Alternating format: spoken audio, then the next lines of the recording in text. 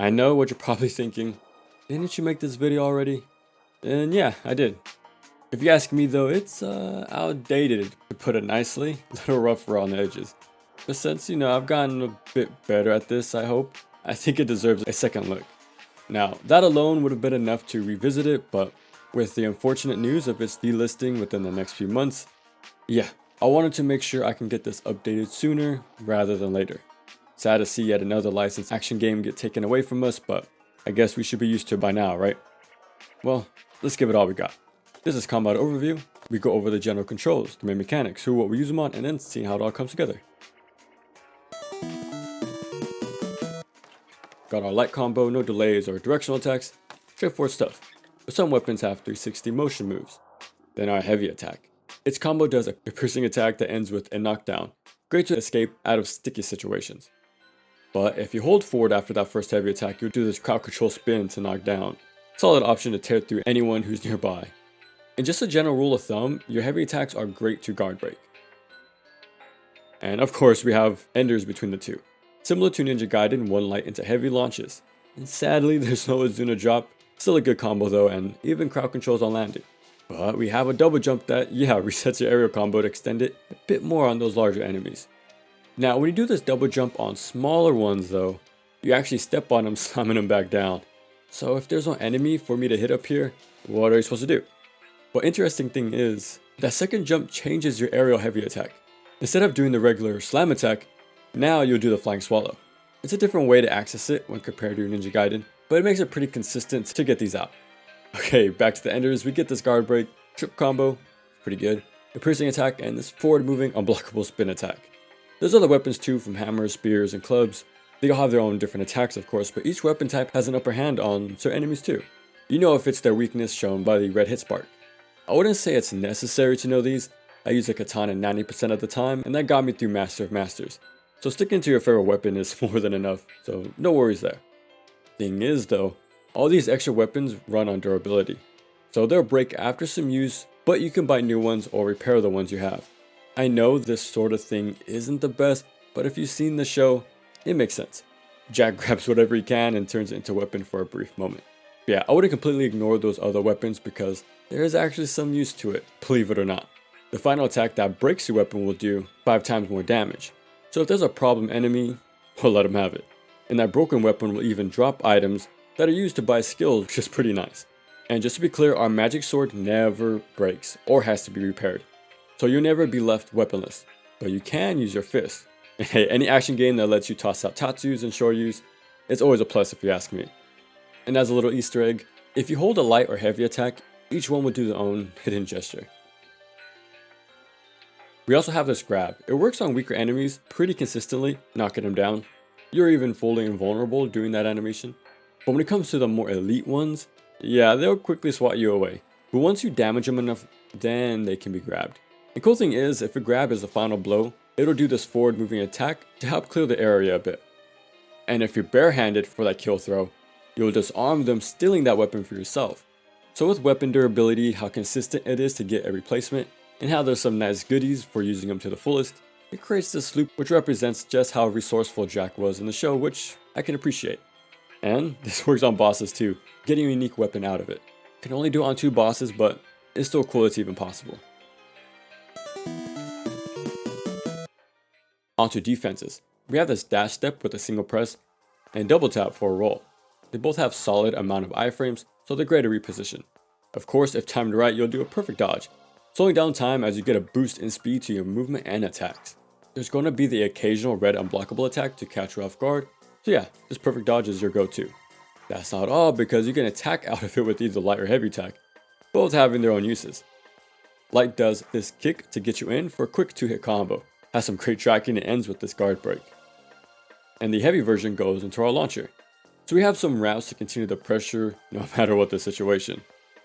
We have ourselves a guard. Now this has a lot of things going on with it, so get comfy. You can't move around when held, but it'll snap you towards attacks, and there's no chip damage to your health. Just don't sit behind it for more than a second because it'll be broken pretty easily if you take too many hits.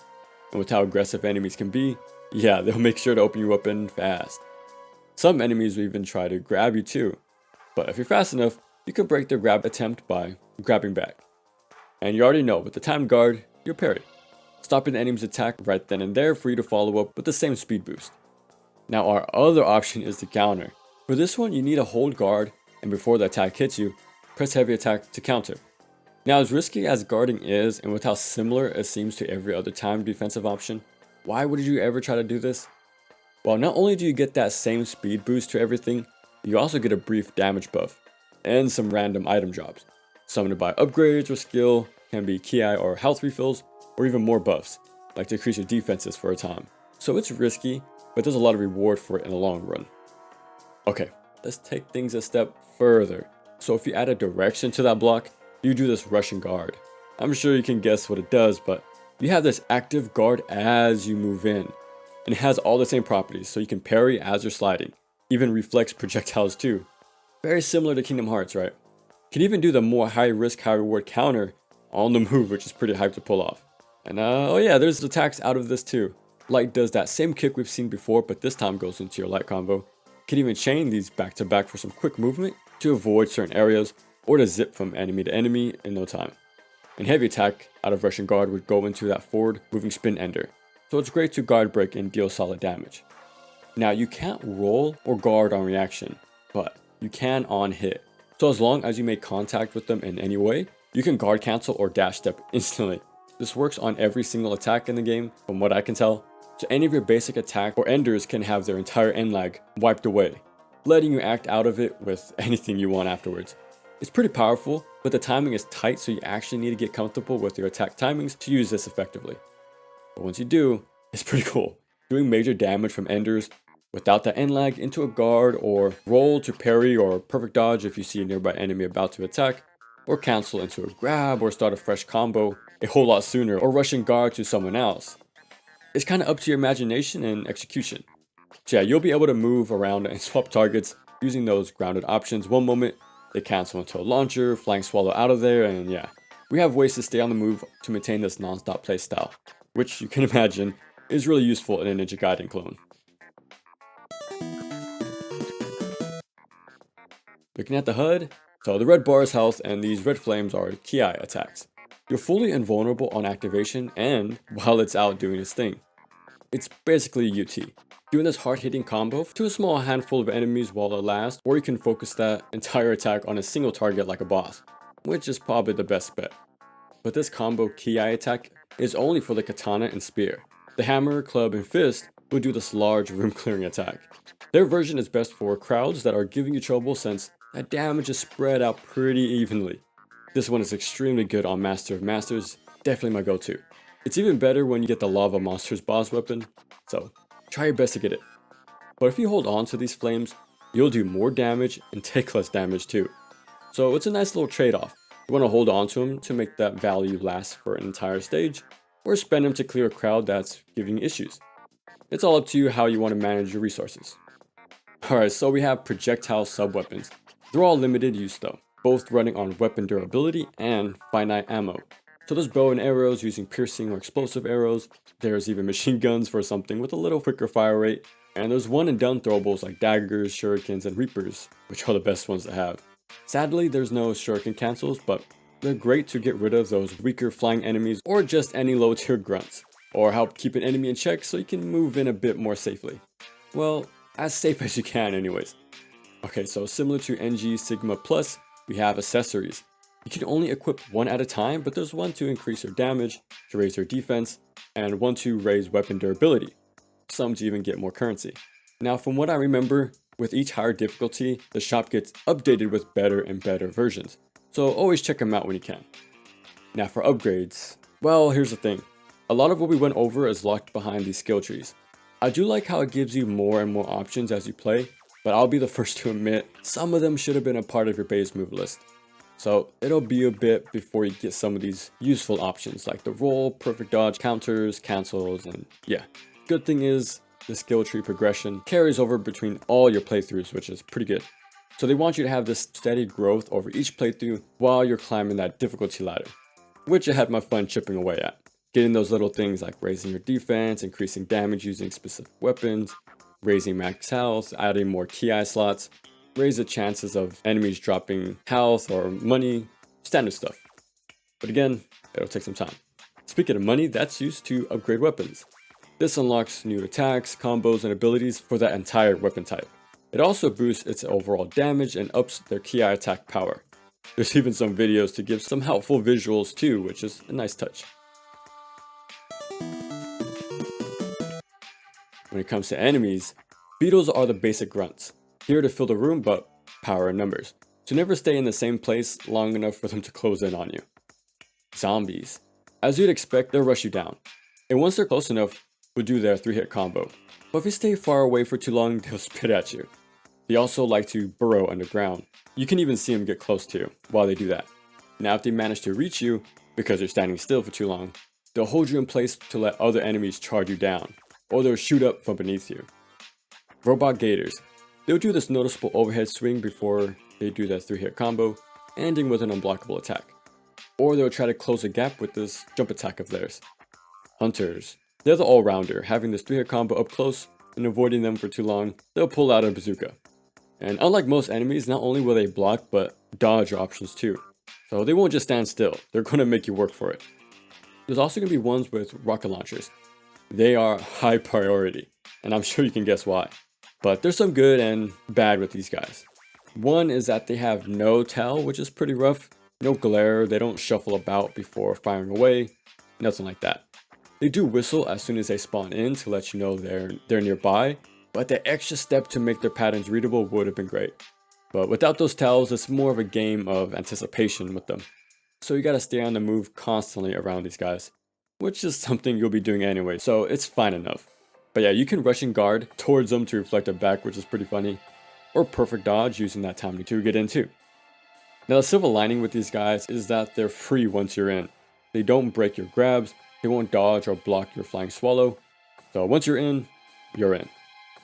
Then there's slugs. The big one will spawn enemies to fill the room. Now those will split apart as you attack them, making for a messy fight having all over the place just leaping and spitting at you. So the best bet against these guys is to grab, since you're fully invulnerable, right? And lastly, shinobis.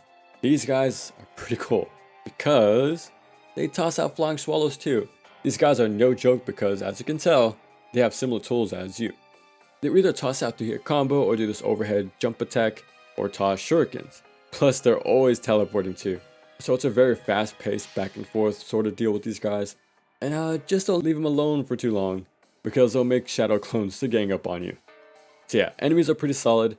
They have attacks for all ranges and will keep you on your toes. Because who would have guessed it, right? A Ninja Gaiden clone having aggressive enemies. Now for bosses, there's a Scotsman, has this noticeable overhead attack. The dodge, parry, or counter these. Sometimes he'll leap into the air to belly flop. And when you see him raise his sword with both hands and you see the red that follows after, it's going to be an explosive unblockable attack. So you can dodge through it or just avoid it entirely. Lava monster. It's the usual giant boss trope. Dodge those wide sweeps when you're far away and watch out for those stomps when you're close. Also, you're going to fight Demongo as a mini boss for most stages. They'll spawn in enemies, different ones depending on the stage, but you need to take those out because they'll leave this orb behind, attacking it to send it back dealing some damage. Demongo will also drop lightning bolts above you, stunning you if you get hit. So yeah, it's more or less a regular fight with an added stage hazard, pretty much. But yeah, be ready to deal with them a few times. Daughters of Aku. Imagine the shinobis but a tier above. They don't mess around and are just as relentless, maybe even more. So stay on the move, pick your moments when it looks safe enough to go in, and using explosive arrows is a good idea when they're grouped up. Now, with each sister you take down, the rest will get stronger and stronger. It makes for an interesting risk-reward kind of fight. You want to get one out of the fight as soon as possible, but have the remaining sisters buffed. Or do you want to keep the large crowd around, but at least you keep them at that base strength level, and drop them like dominoes near the end. There's more bosses, but they're all fun to fight. Just like the enemies, they have options if you're close or far away, and they're not afraid to toss out unblockable attacks to make sure you're really paying attention. Now for the final boss, Aku. It's a hit and run approach that wants you to stay on the move at all times, having you jump over waves of fire, and once you get in, landing a few hits, he'll teleport leaving behind pools of spikes that'll catch you if you're sticking around too long mashing away. But he'll mix you up too because If you're far away, he'll either lunge at you or do this little combo if you're close. So it's not just projectiles you need to worry about. And yeah, just a lot of in the moment decision making to avoid his attacks while trying to find those windows to land yours, which makes for an intense fight, especially for a final boss. And that's Samurai Jack Battle Through Time. I had just as much fun or even more the second time through. Just had a blast replaying it some 2 or 3 years later since I covered it as my first video. And this time around I actually took on the challenge to beat Master of Masters, which was pretty fun to do. And that's because higher difficulties will add more enemies, remix their placements with those late game foes, and they'll have increased aggro too. So it's a whole new experience, especially with the full skill tree unlocked. But as a new fan of the show, I got a whole new level of appreciation what they did here. How they referenced certain episodes, who they chose to be enemies, and how they made certain mechanics align with how Jack is in his source material. And just in general, I felt like the game captures some of the best bits of the show. There's even a secret ending that acts as an alternate finale to the series. So for fans of the original animated show, there's something here for you. And for the fans of action games, not only do we have a campaign that pushes you when you seek that challenge, but there's also a boss rush, survival mode with each weapon, extra costumes, and yeah, it's pretty much what you expect from a Ninja Gaiden game. It is pretty cool to see a Ninja Gaiden clone, especially since that entire series has been put on hiatus. But this definitely scratches that itch in a lot of ways. You know what, if Team Ninja is dead set on outsourcing Ninja Gaiden to another studio, just let Soleil handle it. I don't even mind if it's a budget game like Battle Through Time because I got tons of enjoyment out of it. As long as it has solid gameplay, appealing art direction, and some extra content to dig into, then I'm there. It doesn't even have to be the next big main installment. It could just be a side story sort of thing. Use a DS game. Take that base and recreate it in 3D. Honestly, I'm down to see Ninja Gaiden in this more bold, colorful art style. Like that new Sigma intro, for example, with all those autumn trees. You can see some similar backdrops here in Battle Through Time. So it can be done. The vision is there, I know it. But yeah, with that, it was pretty fun revisiting Battle Through Time. We basically went full circle with this one, and it feels pretty good to see how much we've improved since that endearing attempt at these sort of videos. So with this new updated version, hopefully I was able to do the game some justice, because as you can tell, it's easily one of my favorite games. And I mentioned it earlier, but I've been watching the show for the very first time, and it's quickly becoming one of my favorites with each episode I watch. So to have a great game to go along with that is just a cherry on top. But for such a solid game with a lot of charm to be delisted, it's a huge bummer. So if you're interested in the slightest, please consider giving it a chance before it's too late. You won't regret it.